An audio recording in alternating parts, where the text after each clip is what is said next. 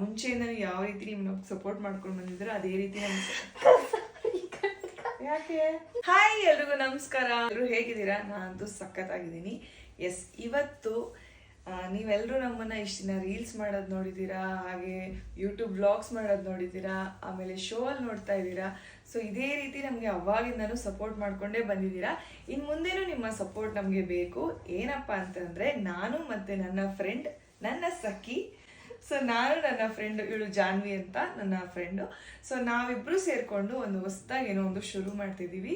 So ಅದಕ್ಕೆ ನಿಮ್ಮೆಲ್ಲರೂ support ನಮಗೆ ಬೇಕು. ಸಖಿ ವುಮೆನ್ ಕ್ಲಾತಿಂಗ್ ಅಂತೇಳಿ ನಾವಿಬ್ರು ಕೂಡ ಶುರು ಮಾಡ್ತಾ ಇದೀವಿ.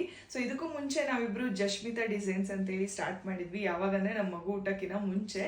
ಸೊ ಅವಾಗ ಮಾಡ್ಕೊಂಡು ಬರ್ತಿದ್ವಿ. ಬಟ್ ಅದು ಮಗು ಆದಮೇಲೆ ಸ್ವಲ್ಪ ಡಿಸ್ಕಂಟಿನ್ಯೂ ಆಗೋಯ್ತು. ನಾನು ಬ್ಯುಸಿ ಆಗಿಬಿಟ್ಟೆ. ಇಬ್ರದ್ದು 1 ಮಂತ್ ಡಿಫ್ರೆನ್ಸ್ ಅಷ್ಟೇ ಮಗು ಆಗಿದ್ದು. ಸೊ ಇಬ್ರು ಬ್ಯುಸಿ ಆಗಿಬಿಟ್ವಿ, ಇಬ್ರು ಮಾಡೋಕ್ಕಾಗಲಿಲ್ಲ ಆ ಟೈಮಲ್ಲಿ.